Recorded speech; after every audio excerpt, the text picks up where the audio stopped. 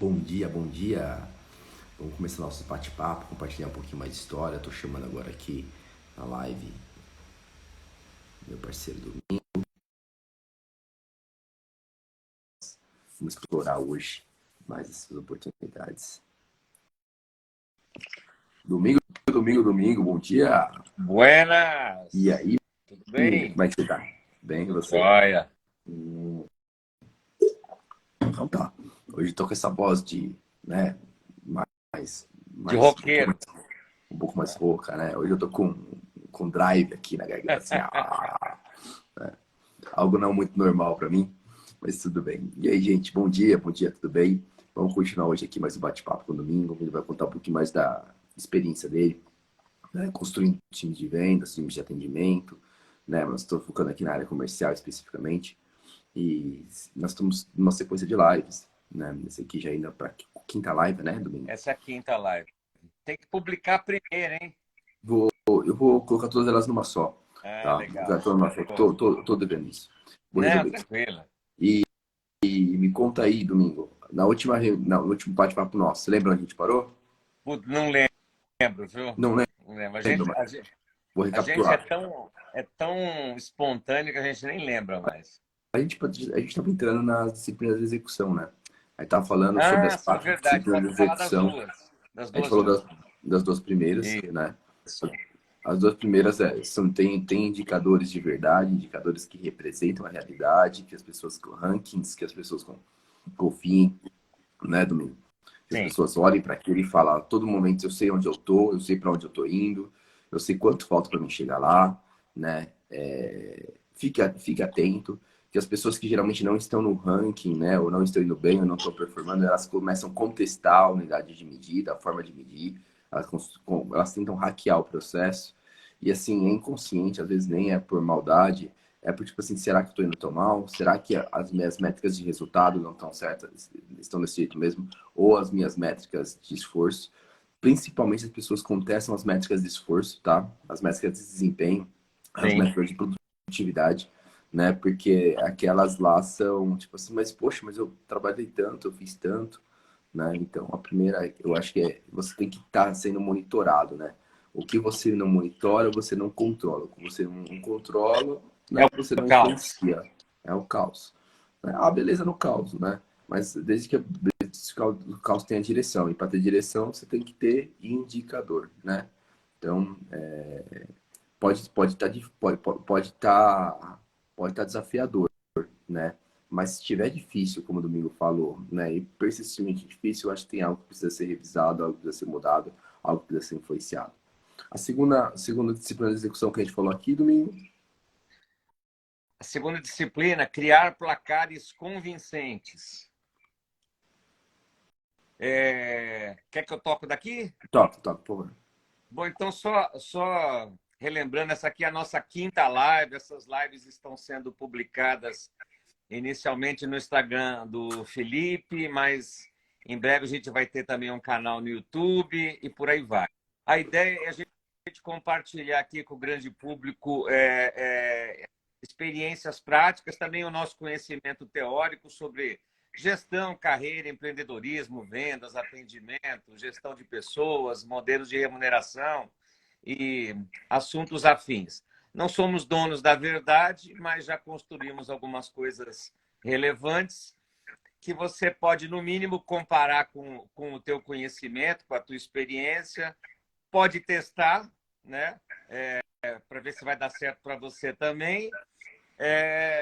Ou você pode também nos alertar, contribuir também, né? Mandar mensagens para a gente no direct, se convidar para participar de futuras lives junto com a gente. A gente quer discutir, a gente quer tornar o assunto gestão um assunto popular, né? Um assunto de boteco, né? Porque a gestão vai salvar o Brasil.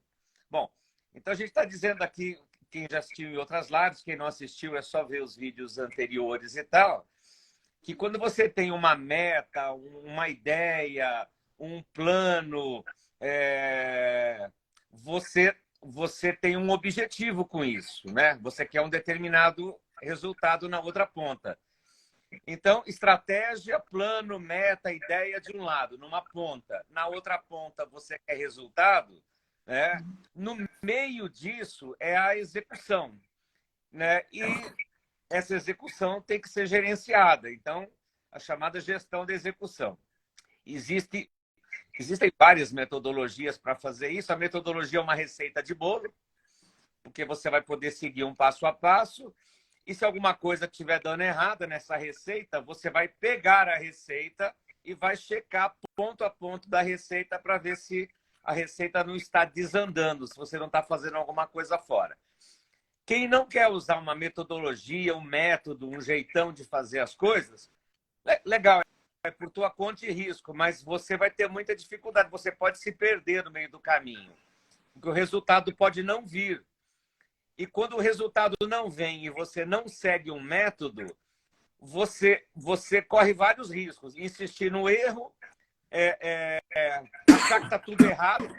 Então, somente seguindo um método, seguindo uma receita de bolo, é que você sabe a diferença entre está tudo errado ou está incompleto. Deixa eu consertar somente aquilo que está incompleto, que está errado. E não começar tudo de novo ou insistir no erro e por aí vai. Bom, a metodologia de gestão de execução que eu e Felipe usamos, né? Numa empresa que começou do zero e hoje ela é bem grandinha, né? Tem cerca de 160 funcionários, fatura alguns milhões por ano e tal, tem milhares de clientes no Brasil todo. São as 4 disciplinas da execução. Do Covey, tem um monte de coisas sobre isso, tem livros, tem material aí na internet e tal, mas na boa você não vai conseguir fazer tudo certinho só lendo. Então procura alguém que conheça esse troço aí, né? Qualquer coisa chama a gente no direct. Não vendemos consultoria, não estamos vendendo, mas de repente podemos indicar alguém que possa fazer isso para você, se quiserem. Bom, se for uma dúvida pontual, outra, aí você trata direto com a gente. Bom, falamos já da primeira disciplina da execução, quer dizer, para de ter uma meta só, vender 10 contratos por mês, vender 5 milhões de reais por mês e crie outros indicadores, todos com meta, indicadores que levem ao atingimento da meta principal. Uma coisa, Domingo, só para complementar, é interessante que, assim, o gestor, a empresa, ela olha a meta de uma forma macro. Eu preciso chegar nesse resultado, né? Sim. E nas áreas, e nos departamentos, nas squads de vendas, ou nas funções, você tem que decompor como você constrói essa meta. É isso aí. Né? A decomposição ela é muito relevante. Porque o colaborador que está lá na ponta, está lá, ele às vezes não consegue enxergar muito mais do que a próxima tarefa dele. A tarefa dele da próximo minuto, da próxima hora, do próximo dia e a meta diária, e a meta semanal e objetivo. E isso em indicadores que construam o resultado. Né? Eu tive um bate-papo com um profissional recentemente, que ele estava no 3º mês, e por acaso ele virou para mim e falou: poxa, não sei porque o pessoal faz tanto esforço para poder bater a meta. Eu consegui bater a meta nesse 3º mês, eu completei meu ramp-up e, poxa, eu tô de parabéns. Eu achei assim, consegui sem fazer esforço. Engraçado que no 4º mês ele não bateu. Porque no final das contas, ele teve um vento a favor, provavelmente naquele 3º mês de ramp-up. E ele, nessa fala que eu não contestei no momento, ele desprestigiou o esforço que cria a bolha da oportunidade para ele poder, a semeadura dele para poder chegar. Então ele bateu a meta de resultado no 3º mês, que parabéns. Mas como ele não bateu as outras metas de semeadura, né? Ele não bateu as outras metas de preparação de leads, de gerar carteira, de gerar clientes, né, congelados, leads congelados, porque ele não tinha o esforço, ele acabou não preparando o terreno para o mês seguinte. No mês seguinte, de fato, aconteceu que o resultado ficou mais difícil de vir, né? E o vento de sorte, ou o vento da oportunidade, o vento do tempo, né? A oportunidade, aí, o vulgo, sorte, né? Que não apareceu no mês seguinte. Então, geralmente, os vencedores desprezam as metas mais né? As pessoas que vão bem, elas desprezam a meta mais simples, né? Ah, não, porque eu já vendo muito. E aí o sucesso é mau conselheiro. Se não Nossa, fizer essa competição, você falou tudo. Esse ponto que você falou é muito importante. Parece que quando bate a meta, tá tudo certo. Isso não é uma verdade. Muitos vendedores pensam isso. Não, não interessa indicadores e tal, interessa que eu bata a meta. E pior, tem muitos gestores também que acreditam nisso. Gente, bater meta tem que ser primeiro, tem que ser algo previsível. Eu demorei como vendedor e até como gestor para entender isso. Tem que ser, mas como é que eu vou prever? Eu não sei se os clientes vão comprar, se não vão. Tem mudanças de mercado, né? Mudanças, questões circunstanciais, estruturais. Tem como medir sim, tem como prever sim. Você não vai aprender isso, né, numa única live, você tem que mergulhar. Se você é vendedor, se você é televendedor, você precisa entender isso. Mas se você é gestor, supervisor, coordenador, diretor, CEO, empresário, dono da empresa, é teu dever entender isso. Senão você vai depender de sorte, né? Tem gente que brinca é cavalo paraguaio, né? Com todo respeito ao Paraguai, mas tem aqui no popular essa expressão. Ele sai na frente, até bateu a meta e tal, a primeira meta, mas e as outras? Gente, meta, para começar, meta é obrigação. Meta não deveria ser. Atingir uma meta deveria ser obrigação, deveria ser uma rotina, e não algo extraordinário. Puxa, então essa meta já está desmoralizada ou essa meta foi mal feita? Atingir meta não deve ser questão de sorte, tem que ser questão de plano, é uma conta de chegada. Tá? Quanto que eu quero vender ou preciso vender no final de cada mês, no final de cada trimestre, semestre, ano, individualmente, por equipe e tal. Cabe ao gestor fazer esse cálculo. 30 contratos, tá, mas 30 contratos, contratos vêm de propostas. Se eu mandar 30 propostas, eu fecho 30 contratos? Muito dificilmente, quase impossível. Você teria que ter um aproveitamento de 100%. Então, cabe ao gestor testar o modelo antes até de contratar vendedores, né? Já falamos disso em lives anteriores, e ele estipular uma meta em que pessoas normais, que a média do grupo consiga atingir. Pessoas normais consigam atingir. Legal, se o aproveitamento hoje é de 50%, quer dizer, de cada 10 propostas, 5 na média são fechadas, você deve levar isso em consideração. Bota até uma gordurinha de segurança. Olha, então, para não correr o risco de não bater a meta, então, no meu cálculo, é o seguinte, de cada 10 propostas, nós vamos fechar 3, 30%. Se fechar 50, ótimo, você vai superar a meta. Superar a meta é maravilhoso. Mas é uma meta segura. Então, não vai ter sustos aí. Então, para cada venda que eu pretenda fazer ao final do mês, eu preciso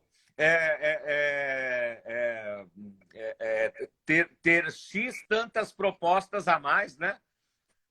Nesse exemplo aí que eu dei aí. Então, para cada 10 vendas que eu preciso fazer, cada 3 vendas que eu preciso fazer, eu preciso ter 10 propostas. Então, eu posso errar em 7. E aí você vai descendo também. Propostas não surgem do nada, surgem de demonstrações. A cada 10 demonstrações, as 10 vão evoluir para a proposta? Claro que não. Porque alguns clientes não vão gostar do produto pelo que o produto é mesmo, ou porque o vendedor não conseguiu explicar direito o produto para o cliente, não foi convincente. Então, há uma perda aí também. Então, você tem que calcular essa perda aí. De cada 10 demonstrações, quantas que vão evoluir para a proposta? E você vai descendo. Mas para chegar na demonstração, eu precisei fazer contatos efetivos. Eu falei com quem eu deveria falar, ou com alguém que é influenciador, ou alguém que é decisor desse tipo de negociação no teu cliente. Eu vou fazer 10 ligações e vou conseguir falar com 10 influenciadores ou 10 decisores? Claro que não. Então, você vai ter que ligar muito mais para conseguir o número que você precisa. Então, é uma conta de chegada e você vai descendo, descendo, descendo, até você. Quando a gente começou na nossa empresa, que começou do zero, como a gente já sempre lembra aqui, então a gente tinha um cálculo de mais ou menos 50% de sucesso em cada fase. Era uma conta de padaria. Era algo que a gente imaginava que fosse factível. O quarteto mágico do domingo. Quando deu a conta, a meta por vendedor, por televendedor, alguém chutou lá, sem base nenhuma, R$ 1.500 por mês. Falei, não, vamos fazer a conta direito. Quanta, né, a carga horária, quantas empresas dá tempo de ligar, de cada 10 que eu ligar, quantas eu vou conseguir falar com alguém? Seja secretário, aspone, seja o que for. De cada 10 aspones que eu conseguir falar, 10 secretárias, quantas que eu vou conseguir chegar no decisor ou influenciador? 50% também. Então, tem uns 50% de margem para errar. A coisa foi feita assim. E dessa forma, chegamos em uma... Aí a gente fez ao contrário, né? Chegamos numa meta de R$ 8.000 por mês de venda nova, de receita recorrente contratada adicional. E parecia impossível. Nossa, R$ 8.000? A pessoa não vai. Não vai.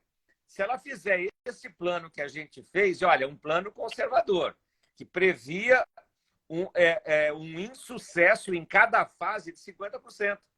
E ao final do primeiro mês, todo mundo bateu a meta de R$ 8.000. Ah, é sorte de iniciante, vamos ver segundo mês. Todo mundo bateu e por aí vai. Então tem que ter um plano e você tem que trabalhar. Agora, isso não impede de você ir procurar melhorar o aproveitamento em cada fase. Se de cada 10 propostas no teu plano você previa fechar 50%, poxa, se você conseguir fechar 60%, lá na frente, provavelmente você vai superar essa meta.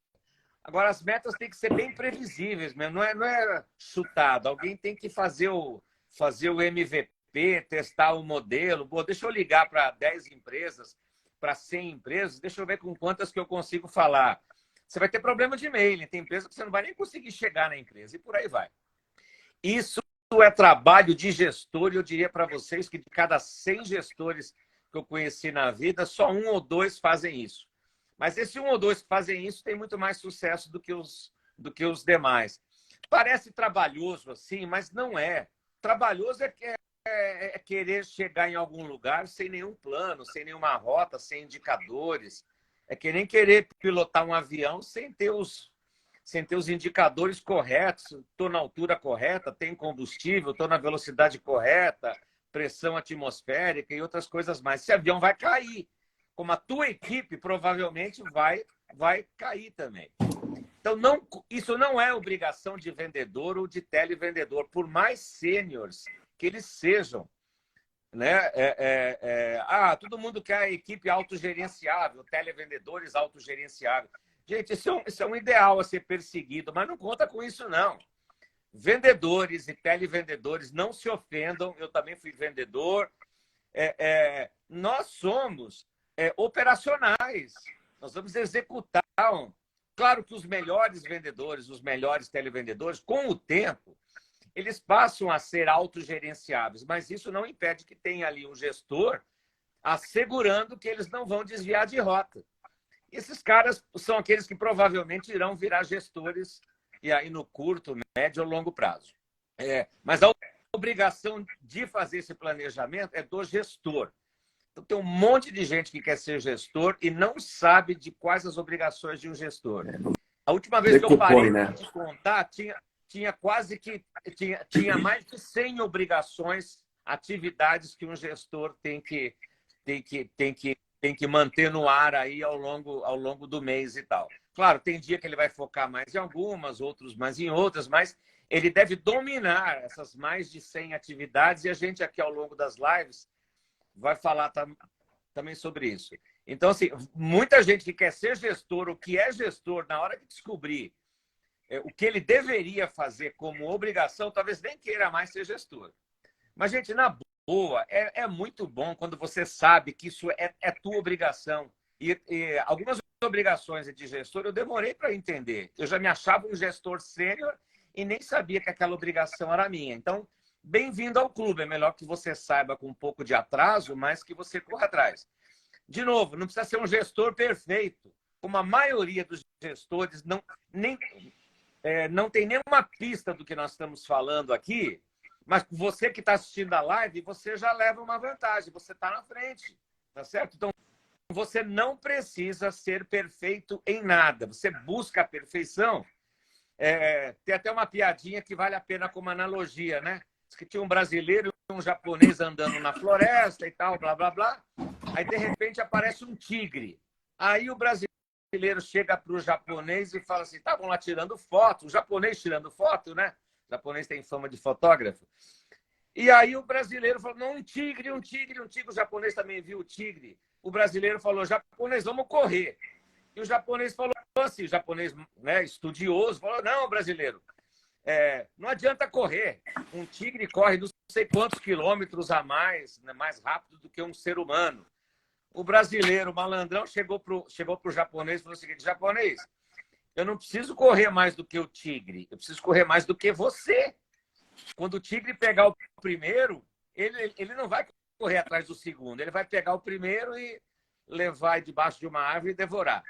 Então, você não precisa ser perfeito, mas se você estiver acima dos demais membros da tua equipe, ou se a tua empresa estiver acima da média, a empresa que a gente fundou e começou do zero e que cresceu muito, ela não era perfeita, mas ela por vários motivos, ela acabou fazendo coisas acima da média do seu mercado. Então, ela acabou crescendo. Ela até ultrapassou várias empresas que eram muito mais antigas e tal. Então, claro, busque a perfeição como referência. Na busca da perfeição, você vai atingir a perfeição? Não. Você vai atingir picos de perfeição, momentos de perfeição, mas eles são pontuais. Mas na busca da perfeição, como empresa, como profissional, como vendedor, televendedor, ou seja lá o que você faz, você vai atingir um degrau abaixo da perfeição, que é o degrau da excelência, que está bacana pra caramba. Então, mas saiba o que é o perfeito, para você ter como referência, né? Fazer uma analogia aqui com religião, é como Deus, né? Deus é a perfeição em tudo. Você não vai querer ser Deus, né? Se você for um cara normalzinho, se você não estiver pirando, você não vai querer ser Deus. Mas Deus é uma referência para a gente, né? Então, a ideal de bondade, ideal disso, ideal daquilo. Na busca desse ideal, você vai melhorando a tua própria performance. Você vai sendo alguém melhor em cada uma das áreas da tua vida e tal. Você vai atingindo a excelência, porque você tem como referência a perfeição. Legal? Bom, então falamos da primeira disciplina da execução, criar indicadores que levam ao atingimento da meta principal. Não adianta ficar só na meta principal. Vender 1 milhão, vender 1 milhão, vender 1 milhão. Tá, como? Né? Por onde? Né? Vim da onde, cheguei aonde e vou chegar aonde? Não sei. Segunda disciplina da execução, criar placares convincentes. Já falamos aqui um pouco disso em lives anteriores também. Tem que ter um placar. Mas esse placar vale para aquele grupo. Então, só aquele grupo deve ver aquele placar. E o placar, né, conhecido também como rankings e tal, eles devem mostrar duas visões. Eu em relação às metas, ao ideal, se bem que as metas podem ser superadas também, você tem que ter um modelo aí de remuneração que também remunere a superação das metas, para você não botar um teto em tudo.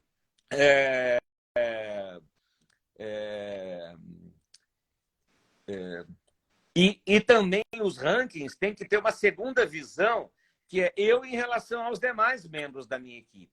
Então, é importante eu ter uma referência também. Ter uma referência. Então, não somente com relação à meta principal, por exemplo, a meta de vendas, com relação às metas de desempenho também, número de ligações, tempo em ligação, quantidade de visitas, quantidade de propostas, quantidade de demonstrações e tal. Tudo isso mostra o andar da carruagem. Né? O andar da carruagem é importante também, né? Até para o gestor sinalizar também. Os gestores também têm seus gestores. né? Eu já tive chefe americano. Chefe americano, você não pode cometer dois erros, né? Errar para menos ou errar para mais. Você tem que ser preciso, cirúrgico, porque senão ele vai achar que você é um gestor de porcaria, que você não está gerenciando nada e você não consegue prever os números. Então, mas quando eu estouro a meta, só vai vir elogio. Quem já trabalhou para chefe americano sabe, você leva bronca. Claro que é melhor errar para cima, porque ele quer saber o seguinte: se você conseguiu prever que iria superar a meta, porque ele vai saber que tem controle, que você está na gestão, você não está aí só falando bom dia, palavrinhas motivacionais e tal, se você realmente está gerenciando os números desse time e tal. Bom, então os placares são muito importantes. Somente uma pessoa deve alimentar esses placares diariamente, porque senão é que nem cachorro que tem dois donos, né? Ou ele morre de fome ou ele fica gordinho demais. Então, vendas que já foram lançadas por uma pessoa, a outra não sabia, lança a mesma venda duas vezes, ou alguns números que eram para ser imputados não foram. Então, esses erros na alimentação dos rankings, dos placares, contribuem para a desmoralização desses placares, porque a maioria das pessoas que estiverem mal nesses rankings, ranking de número de ligações, número de visitas, número de propostas e tal, elas vão querer desmoralizar esse ranking. Minha venda não está lá. Olha, as vendas do fulano estão aparecendo duas vezes lá. Então, alimentar esse ranking é coisa séria. E todo dia esse ranking tem que ser atualizado, corretamente atualizado. Só deve ser divulgado quando tiver certeza que os números estão corretos. Então, quem alimenta ranking, manda um ranking às 8 horas da manhã. Daqui a pouco, 8h15, olha, a favor desconsiderar o ranking enviado. Tudo isso é alimento para desmoralizar, para quem quer desmoralizar esses rankings aí. Alguns vendedores campeões gostam também de desmoralizar os rankings. Não interessa o desempenho, quantas visitas eu fiz, não interessa que eu bata a meta. Desconfie de quem bate a meta principal sem bater as metas cruciais que levariam. As secundárias, né? As que constroem. É que sai a correia. Como é que tem tanta venda saindo sem ter visitas suficientes? Nossa, o aproveitamento desse cara é de 100%?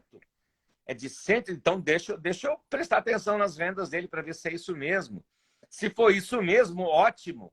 Pega esse case de sucesso e tenta replicar para os demais da equipe. Mas é muito estranho. Alguém que liga pouco, visita pouco, vende muito. Opa, será que essas vendas são honestas? Então, gente, outra coisa, a palavra auditar, fiscalizar, para os gestores atuais, ela tem o peso de palavrão, parece que você está ofendendo a equipe, estou duvidando da equipe. Gestor não tem que acreditar e nem desacreditar de ninguém. Gestor tem que ter processos que assegurem que o combinado está... E o combinado nunca é caro e nunca é barato, o combinado é o combinado, de fato, ele está acontecendo. Né? Gestor não deve ser o marido traído, o último a saber das coisas. Não, ele tem que saber. Pera um pouquinho. Esse cara que tinha um histórico de vendas legal, ele está descendo a ladeira. Pode ser que em vendas isso ainda não esteja aparecendo. É o que o Felipe falou. Um vendedor campeão, que não, esses indicadores menores não me interessam, interessa é venda, interessa é que a meta. Fica esperto.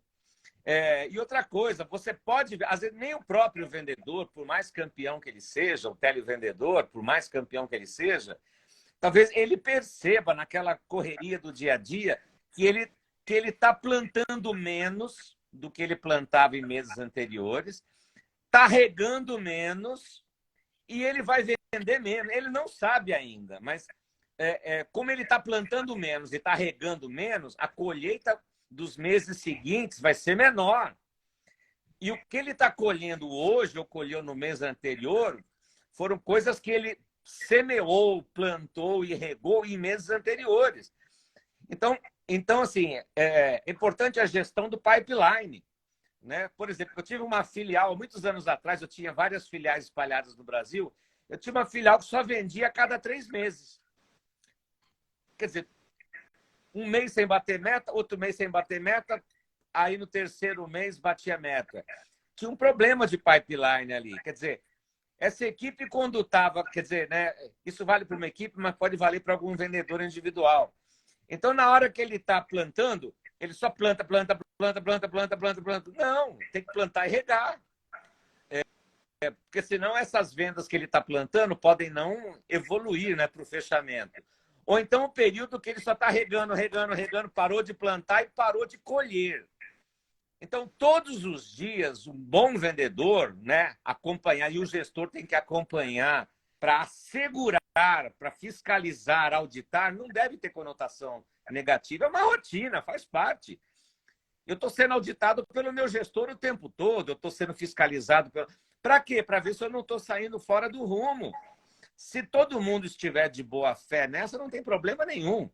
Que um gestor né, que tem uma visão maior do que aquela que eu tenho, ele consiga falar, Domingo, olha, você está plantando menos do que você vinha plantando em meses anteriores, está regando menos do que deveria estar regando. Neste momento, você não vai sentir isso em vendas, mas nos meses seguintes você não vai ter o que colher. Então é um trabalho contínuo, um trabalho de gestor, olhando números, sinalizando, alertando e assim por diante. Ó, começa a agendar mais visitas novas, você não vai ter o que colher lá na frente. Então, o gestor também tem que conhecer o ciclo da sua venda para saber, cara, você não está plantando e não está regando. Mês que vem, eu já não sou mãe de Iná, mas já estou te antecipando. Mês que vem você não vai vender, cara. Nós tivemos uma experiência aqui, Domingo, que a gente tem um ciclo de venda numa determinada empresa, que ele é 30% dos clientes compram em até 10 dias, 30% dos clientes compram em até 25 dias e 30% dos clientes compram depois de 25 dias. É uma operação de inbound. Ou seja, você tem que atender todos os clientes, porque um terço deles, que você fizer a apresentação, eles vão comprar agora e é venda esse mês.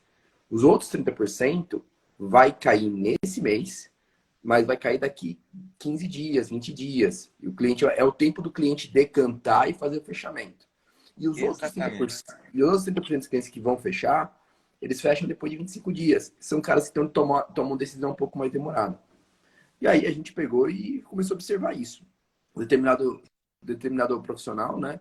Determinado pessoa na área comercial, né? Começou fez muitas vendas, disparou no ranking, e a gente foi olhar o indicador do tipo, quantos leads ela recebeu esse mês e quantos leads ela vendeu, né? Aí deu isso que você falou, deu 107% de conversão. Ué, você não dá 107% de conversão, né? Mas ela recebeu, por exemplo, 90 apresentações, 70 apresentações esse mês, e ela fechou um número maior de vendas, né, do que o esperado, deu uma conversão maior, porque ela tinha vários clientes que estavam na fase de 30 dias, vários clientes que estavam na fase de 20 dias, vários clientes que já estavam na idade de colher.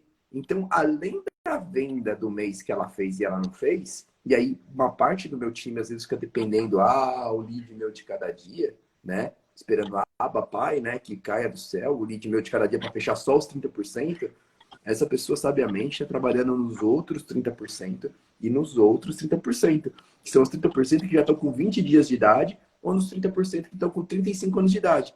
Então, essa pessoa estourou de vender aqui, porque ela não só fez os leads do mês, como os leads do mês também teve 60% desses leads aí, pelo menos, que não vão fechar agora. E ela pegou os outros caras que ela tinha semeado, que ela tinha curado, que ela tinha trabalhado lá atrás e manteve o follow-up. E esses leads, porventura, durante Copa, durante essas coisas, eles tiveram um momento maior de fechamento. E acabou. A pessoa disparou em vendas, enquanto as outras pessoas ficaram sentadas, não conseguiram se desenvolver o fluxo de vendas, porque elas trabalharam focadamente só o lead nosso de cada dia. E o lead nosso de cada dia foi impactado, sim, pela jornada da Copa. Foi sequestrado, sim, por outras emoções, né, que aconteceram nesses períodos. Então, elas perderam, assim, tá claro, porque todas as pessoas estão com 60% a menos de resultado. Você tem que trabalhar sempre com excesso, uma margem de segurança. Tem gente que tem uma meta de 10 vendas para fechar, por exemplo, e tem 10 pendências. Tem 10 propostas. Quer dizer, tem que ter um aproveitamento de 100% para fechar a meta. Muito dificilmente vai ter, é quase impossível ter. Só que aí o que acontece quando o vendedor tem poucas propostas, tem poucas pendências para fechar? Por quê? Porque ele plantou pouco, ligou pouco, visitou pouco, demonstrou pouco, né? Menos do que ele deveria. Aí ele aposta todas as fichas dele naquelas 10 propostas que ele tem. Ele precisa fechar as 10. Gente, o risco de mentir, de omitir, de embarrigar, de dar uma entubada no cliente, porque ele só tem aquilo, né? Então, é muito grande. Então, a tentação, o diabinho vai atentar esse cara, a pressão por atingir metas e tal. Então, ele vai querer compensar falta de ligações, falta de visitas, falta de demonstrações, falta de tudo, tentando fechar de qualquer jeito todas as propostas que ele tem, E tem dando uma. descontos indecentes, propostas impossíveis, mentindo, omitindo, assim por diante. Tudo isso estoura lá na frente, inadimplência, churn, reclamações, não reclame aqui, ações judiciais e tudo mais. Tudo porque o gestor dele não acompanhou. Falei assim, cara, esse cara não está plantando, não está regando. Como é que ele vai colher lá na frente?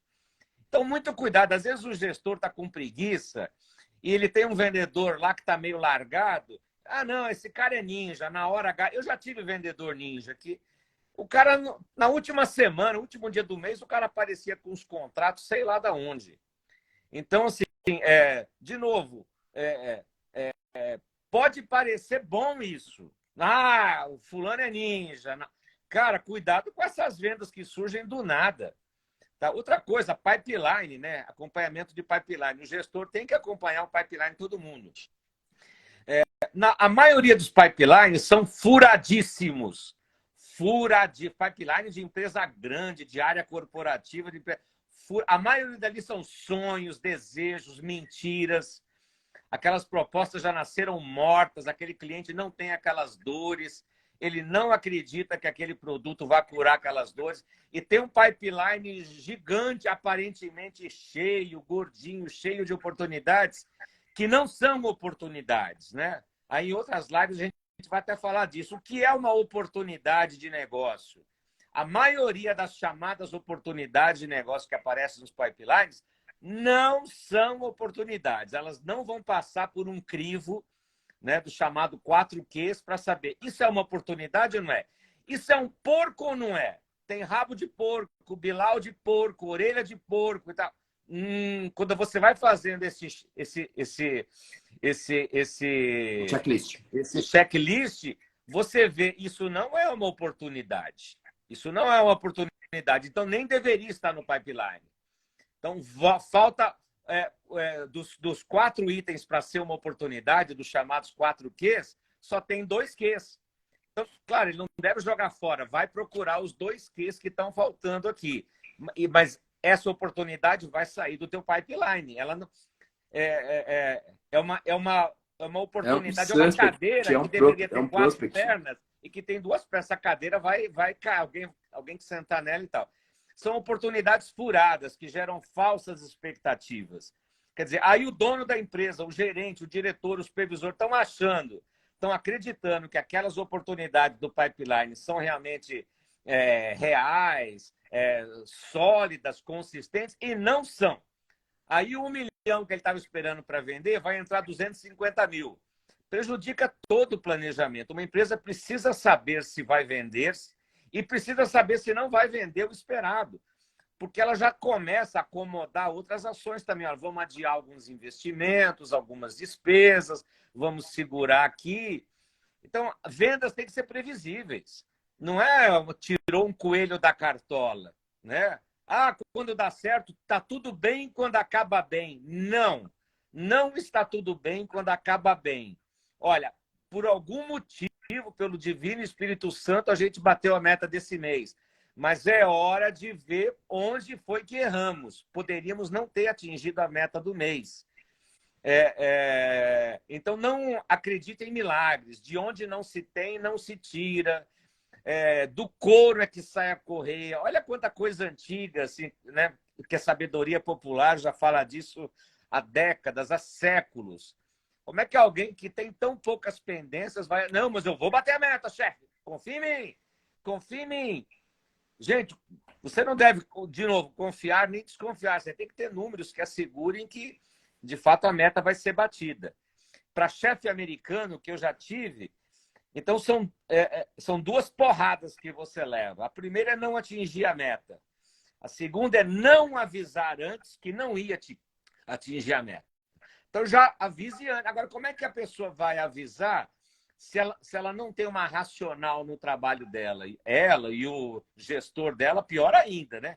Ele vai apanhar dobrado. O gestor apanha dobrado. É o primeiro a apanhar. Porque não tem números factíveis, né?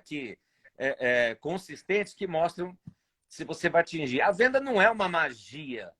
O cara foi lá, fez uma pagelança e a venda vai sair. Não, assim, não acredite em pagelanças que a venda ela vai sair de um milagre. Milagre não acontece todo dia, toda hora. Uma venda é construída, gente. Essa coisa, essa mítica, o vendedor é um mágico, é um ninja. Não existe isso. Uma venda é que nem uma fábrica de carro, ela é construída. Você vai montando peça por peça, né? E a venda tem começo, tem meio, tem fim. Ah, mas nem toda venda sai. Ok, isso já está previsto já. Então você sabe que nem toda proposta vai virar venda, que nem toda demonstração vai evoluir para proposta, que nem todo contato efetivo com o influenciador decisor vai evoluir para uma demonstração. O cara já te descartou ali mesmo. Enfim, né? Então, assim, existe uma diferença básica nisso entre primeiro, o que é uma oportunidade de negócio e o que é um potencial de negócio. É muito diferente disso. As oportunidades de negócio só vão surgir de onde há potencial de negócio. Mas nem todo potencial de negócio vai virar uma oportunidade de negócio, porque a oportunidade de negócio ela tem um aspecto circunstancial também.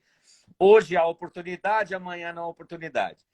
Agora, o pior é que o erro começa até antes. Uma carteira, tudo começa numa carteira de clientes ou de potenciais clientes que você pretende transformar em clientes. As empresas que vão fazer parte dessa carteira, né, de potenciais clientes, elas devem ter os ingredientes que...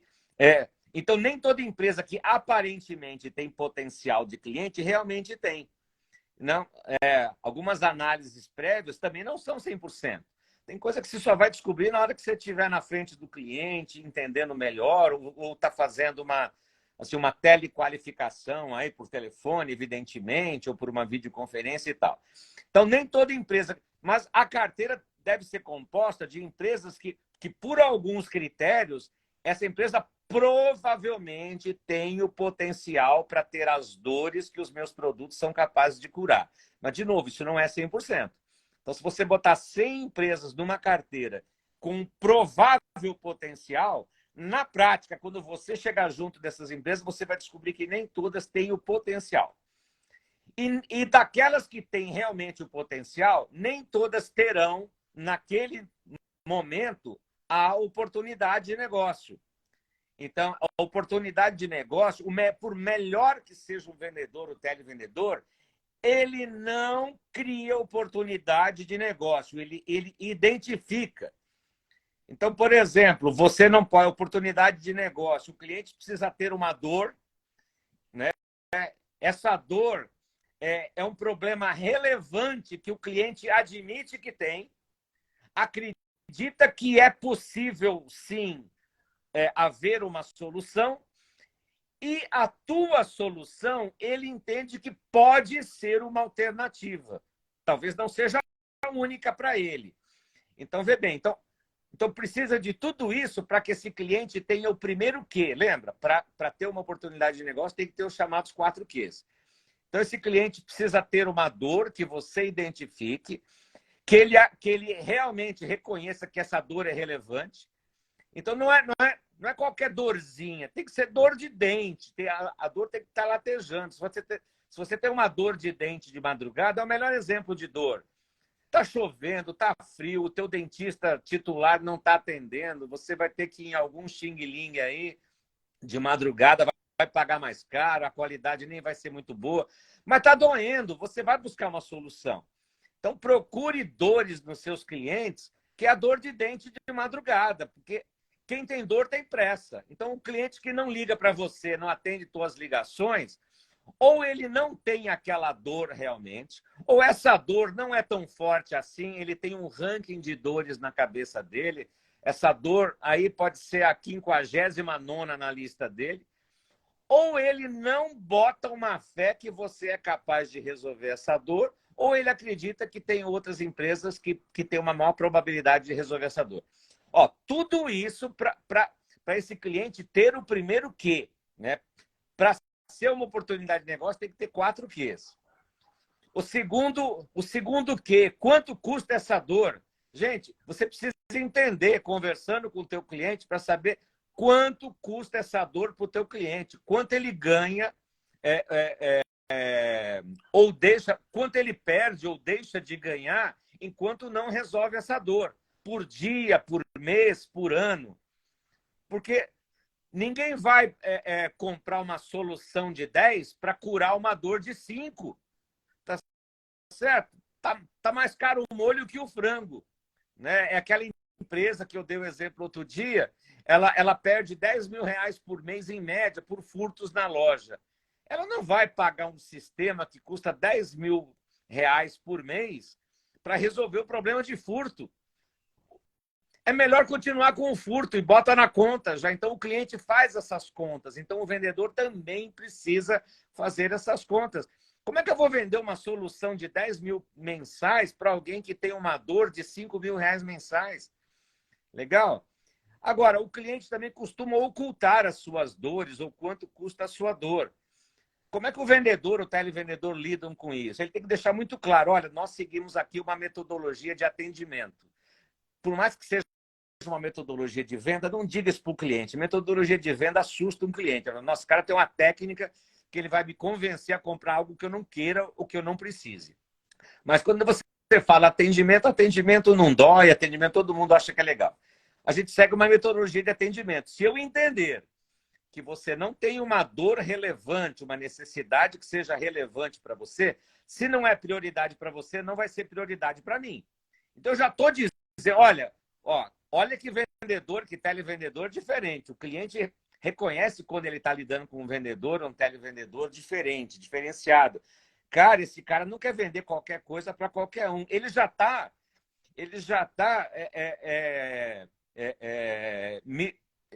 deixando claro o seguinte: se você tem uma cliente, a minha empresa tem uma tradição, tem um ótimo histórico de resolver esse tipo de dores, esses tipos de dores relevantes.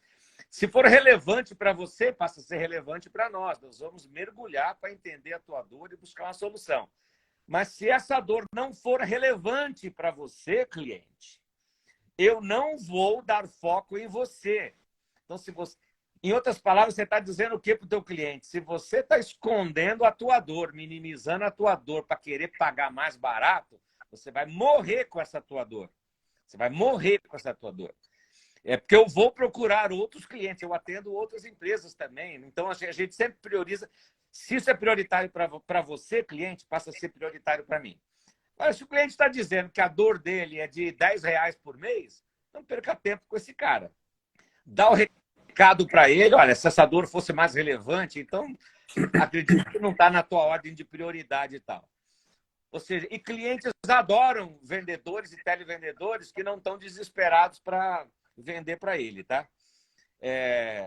O jogo vira nesse ponto aí. Então, assim, tudo isso eu estou dizendo para você descobrir quanto custa essa dor para o cliente.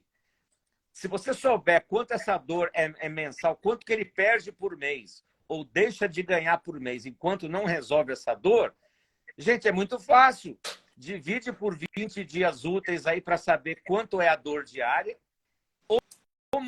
e multiplica por 12 meses para saber quanto que essa dor custa por ano. Eu costumava até multiplicar por 5 anos. Fica um número grandão. O número da dor do cliente fica enorme.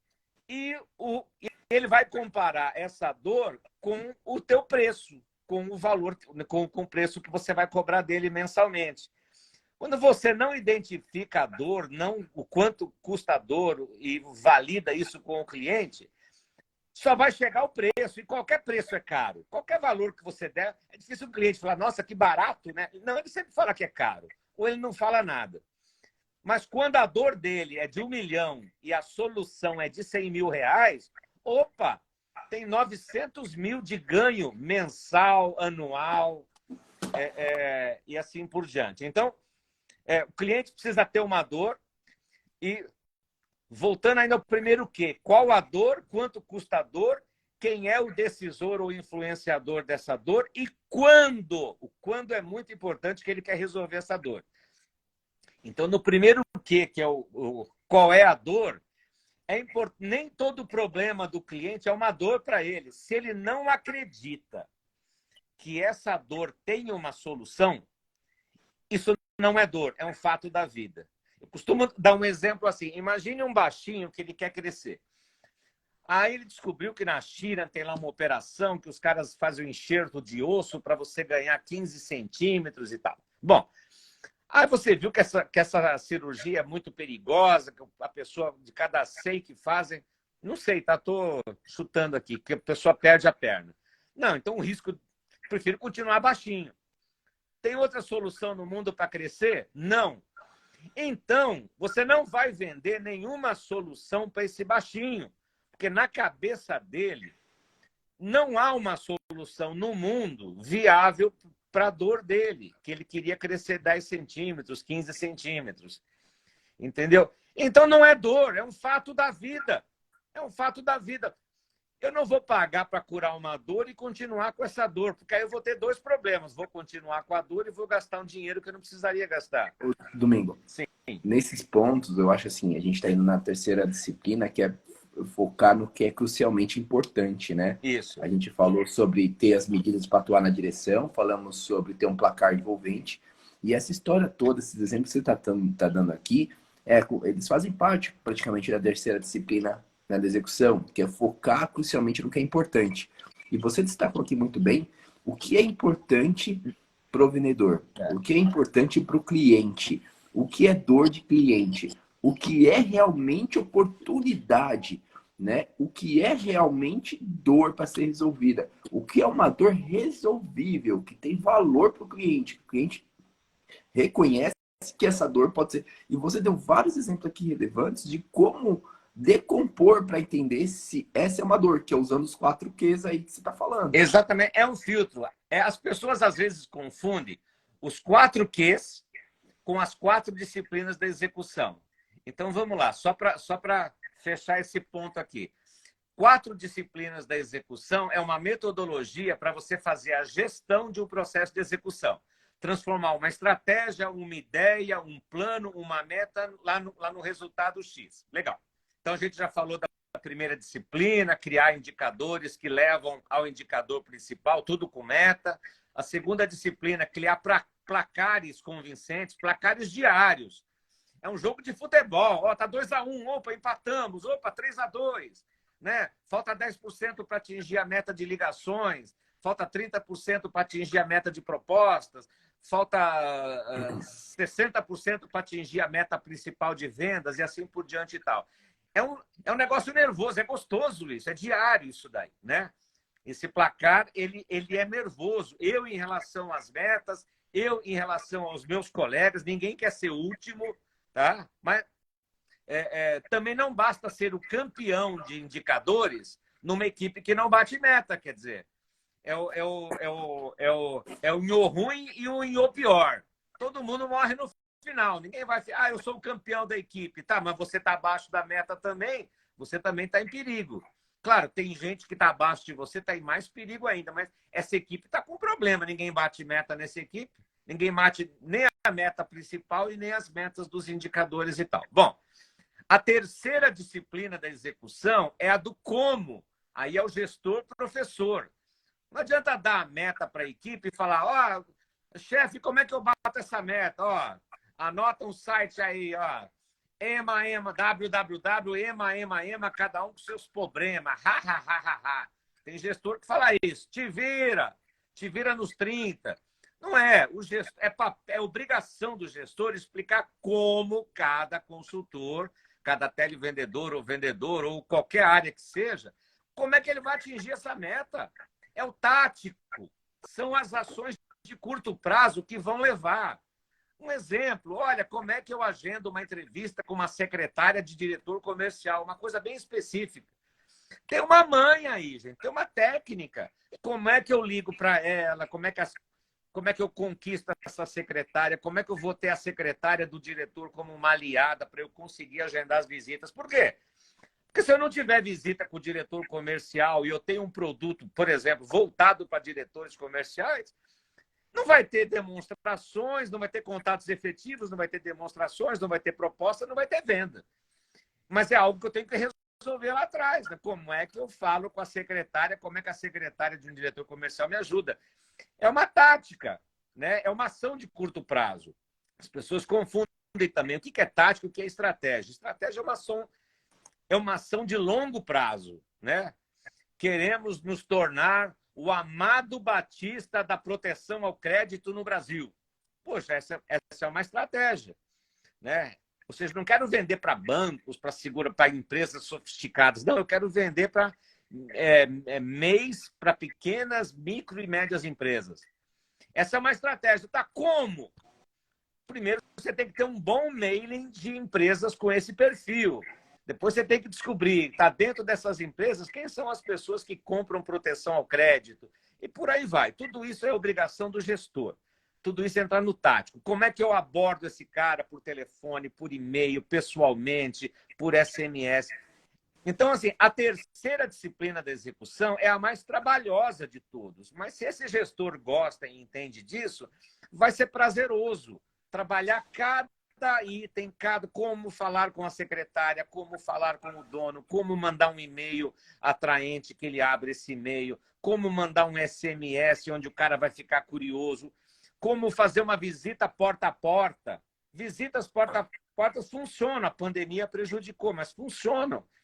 Tem uma manha para entrar. Eu já fui um vendedor que eu só era um catador de cartão, porque eu aprendi com os vendedores mais velhos, com os ruins, que era só para pegar cartão. Gente, para passar o dia todo pegando cartão, é um trabalho... Tudo bem, se você não tiver outra alternativa, vai lá. Mas compra um mailing bom. Eu não preciso passar o dia todo para pegar 50 cartões, se eu posso o comprar Google um resolve mail isso melhor de hoje. 10 mil nomes aí, muito melhor. Então, é um trabalho meio burro, né? Se for só para pegar cartão. Até que eu aprendi que, puxa, se eu estou na porta da empresa, por que eu quero pegar só o cartão? Eu quero entrar, demonstrar, vender, se possível. E, a partir daí, eu comecei a fazer muitas vendas também em primeira visita, vendas de abertura, enfim. Então, o como fazer, como ligar, como falar com a secretária, como falar com o coordenador, como falar com o diretor. Porque cargos diferentes, dores diferentes também. O presidente tem uma dor diferente do gerente. Então, não adianta querer vender do mesmo jeito para qualquer pessoa. Enfim, tudo isso daí é um enxoval muito grande que cabe ao gestor. Todo dia, nos bons dias, né, nas reuniões rapidinhas na parte da manhã, e afiando o facão e explicando, olha, como falar com uma secretária de diretor comercial, como fazer isso, como quebrar essas objeções, assim, assado, e por aí vai. É um trabalho infinito, mas para quem gosta e sabe, é maravilhoso fazer isso. Mas, de novo, a maioria dos gestores que eu conheci nem sabem que deveriam fazer isso. Né? Aqueles que sabem, às vezes, não sabem que deveriam saber, mas não sabem. Também não vão atrás de quem sabe. Ou então, como não são cobrados pelos seus gestores, a gente fala muito de gestor, mas a culpa é do gestor, do gestor, do gestor, do gestor, do gestor. E, em última análise, a culpa é do CEO. Em última análise, a culpa é do dono da empresa, dos acionistas que botaram um CEO que não está fazendo a tua parte, que também não cobra do diretor que faça a tua parte, que não cobra do gerente que faça a tua parte. Então é um ciclo vicioso que mata uma equipe, mata uma empresa e tal. Bom, e a quarta disciplina da execução são as revisões semanais desses indicadores, tanto dos indicadores principais quanto daqueles indicadores que levam ao atingimento das metas principais. essa revisão, se possível, ser feita presencialmente e na impossibilidade, ser feita remotamente. Mas essas revisões também têm uma manha para fazer. Primeiro, tem essas revisões semanais de indicadores têm que ter data chumbada. Por exemplo, a melhor data que eu peguei, toda segunda-feira, das 8 às 9 horas, ponto. Ou no link tal, ou na sala tal, horário tal. Acabou. De novo, quem não está bem nos indicadores não quer participar das revisões. E tem gente que fala, mas já tem os placares diários, a gente já sabe quem é o primeiro, quem é o último em cada indicador. Não, a revisão é o olho no olho, tete a tete. Uma revisão, de novo, quem está mal nos indicadores não quer participar de revisão semanal de indicadores, que é meio, ela acha que vai ser meio constrangedor. Não deve ser constrangedor, e eu vou dizer como. Então, assim, fazendo uma analogia, as minhas analogias são escrotas, mas são didáticas. É como se toda a equipe, uma vez por semana, combinado na sala tal, horário tal, de portas fechadas, todo mundo vai tirar a roupa. Ah, domingo, que exemplo escroto, politicamente incorreto. Não, é uma analogia. Mostrar os indicadores reais de alguém é tirar a roupa desse alguém. Então, quando você não tem indicadores de desempenho, só tem indicadores principais, você pode estar sendo enganado por boa fé ou por má fé. Às vezes o próprio vendedor, o televendedor, acredita na sua agitação paralisante. Ah, eu estou ligando, eu já falei com tanta gente e tal, blá, blá, blá, eu vou arrebentar de vender. Gente, pega tudo isso que ele está falando, filtra, transforma em indicadores. Você vai ver que, às vezes, ou por boa fé ou por má fé, essa pessoa não vai atingir a meta. Ela não, de onde não se tem, não se tira. Ué, mas você ligou tão pouco, fez tão poucas apresentações, demonstrações, tem tão poucas propostas. Vai vender como? E, às vezes, quando é de boa fé, o próprio vendedor, o televendedor, acredita que vai bater uma meta. Ele não tem números para isso. Ele não tem números. Então, o gestor tem que descobrir isso rápido para chamar esse vendedor, o televendedor, ou qualquer área que tem. A gente está dando exemplo de vendas, mas a metodologia de gestão da execução cabe em qualquer área. Você vai chamar essa atenção dessa pessoa no primeiro dia de trabalho, no segundo dia, no terceiro dia. Você não vai esperar terminar o mês, terminar o semestre, para descobrir que não atingiu e também não tinha a menor chance de atingir, porque não tinha números para atingir. Né? Então, essa revisão é todo mundo nu, gente. Quando a gente está nu, aparece tudo, inclusive as nossas imperfeições. Mas é melhor encarar a realidade. Estou com celulite, sim. Estou com uns furinhos aqui, sim. Estou com uma cicatriz aqui. Vamos encarar a realidade. E, com base na realidade, vamos fazer as ações corretivas necessárias. Agora, quem está bem nos indicadores, gente, é que nem quem faz academia e faz dieta e está super malhado, né? Quando é homem, então está maior frio e o cara está sem camisa, porque ele quer mostrar o tanquinho dele. Então, quem está bem nos indicadores, não vê a hora de chegar à revisão semanal dos indicadores, de preferência até presencialmente, porque ele sabe que ele vai ser elogiado. Agora, detalhe, numa revisão semanal de indicadores, não há constrangimentos e não há nem cobranças. Só há elogios àqueles que estão acima da meta e acima da média da equipe em cada um dos indicadores. Pode ser o último colocado em vendas, mas ele é o melhor em ligações. Pô, Zezinho, parabéns. Você está superando as metas aqui de ligações. Parabéns. Conta para o Pedrinho estava lá desanimado, achando que estava tudo errado. Não está tudo errado para o Pedrinho. Está incompleto. Ele está ligando bastante, mas nos outros indicadores ele não está bem. Mas ali é uma outra conversa. No indicador ligações, ele liga bem. Por isso que os indicadores, gente, os rankings têm que ser convincentes. Você precisa ter uma forma de auditar, de assegurar que esses números que estão aí são números corretos. Então, se o Pedrinho tem muitas ligações, porque ele liga, desliga, liga, desliga, liga, desliga, liga, desliga, ele está de sacanagem, ele está de má fé, o Pedrinho. Ele quer estar bem nesse indicador, mas ligando e desligando, ligando e desligando, ele vai ser o campeão de ligações, mas daí não vai sair nada. Tem que ter um supervisor atento, olhando por que as ligações do operador, do consultor, do televendas tal, são todas muito curtas. Vai monitorar isso, vai auditar isso. Não, supervisor, gestor não pode ser marido traído. Às vezes, o problema das ligações serem curtas, como são curtas, dá tempo de fazer mais. Então, em quantidade de ligações, ele vai estar bem na frente dos outros, mas pelo motivo errado. Então, ou é má fé, liga, desliga, liga, desliga, liga, desliga, só para ter volume de ligações, para enganar supervisor otário, né? Ou então ele está com mailing ruim. Mailing ruim, liga sinal de fax, liga residência. Então, são ligações muito curtas. Ou ele está com uma abordagem muito fraca. O mailing está até bom. Ele acha que aquelas empresas naqueles telefones, mas a abordagem dele é tão fraca que ele é descartado em poucos segundos. Então são 3 problemas diferentes. O primeiro é fraude.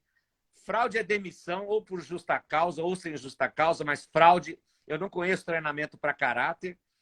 Então você já tem que avisar antes para a equipe. Gente, eu tenho forma de saber se tem alguém fraudando cada um dos indicadores. Tá ok? Então, se você for o último em ligações, seja o último, assuma. Porque eu vou ter condição de saber que você está mal nesse indicador, eu posso te ajudar. Então, não adianta fraudar esse indicador aqui.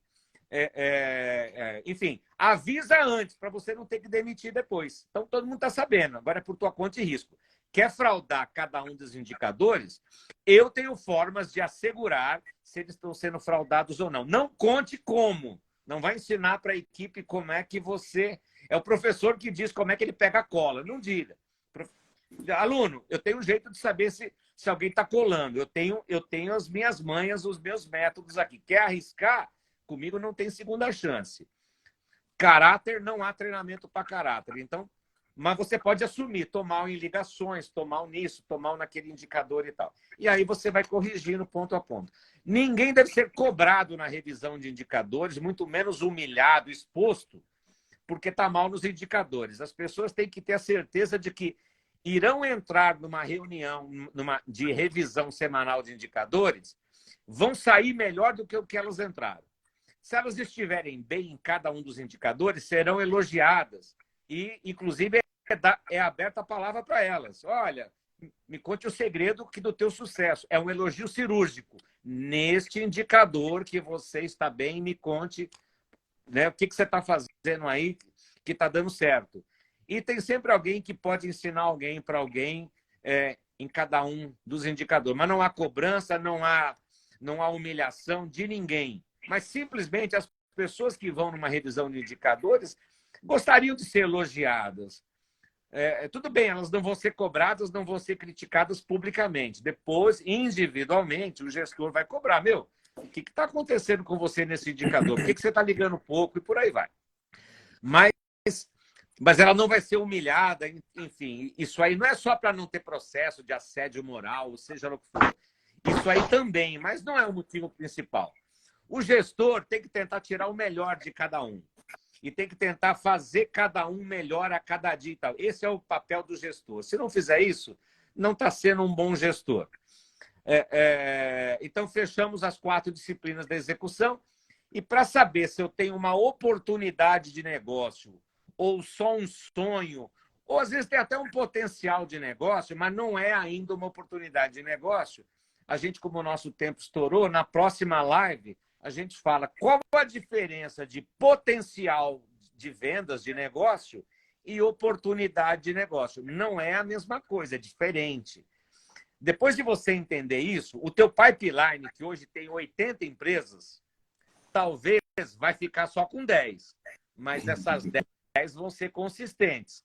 Aí as outras 70 que não têm oportunidade, é porque não tem os 4 Qs. Mas você já sabe quais são os Qs que estão faltando e você vai cirurgicamente buscar os Qs que estão faltando para virar uma oportunidade. Mas e se não der os 4 Qs? Ok, o melhor vendedor do mundo não cria oportunidades, ele identifica oportunidades onde elas estão. Se eu sou um vendedor de remédio para dor de cabeça, eu não posso convencer você que não está com dor de cabeça que você está com dor de cabeça. Eu não posso convencer que você tem uma dor, que você não tem uma dor. Tá certo? Mas um bom vendedor sabe identificar onde há uma dor, quando essa dor é relevante e por aí vai. Então, Ou despertar essa falamos do que dor, são né? 4 disciplinas de execução e na próxima live vamos falar o que são os 4 Qs, que é um filtro que faz com que você separe o que é potencial do que é oportunidade de negócio. E somente oportunidades de negócio com 4 Qs é que viram vendas. Nem todas vão virar vendas também, porque você não está sozinho no teu mercado. O teu cliente pode buscar uma solução com um concorrente. Mas as suas vendas sairão de oportunidades que tenham 4 Qs. Se não tiver 4 Qs, não são oportunidades de negócio. São sonhos, são esperanças, é engana-trouxa e por aí vai. Beleza? Um ótimo dia, uma ótima semana para todos. Ótima Até semana. quarta-feira que vem, 7h30 da manhã. Até quarta-feira. No Instagram do Felipe. Valeu. Tchau, tchau.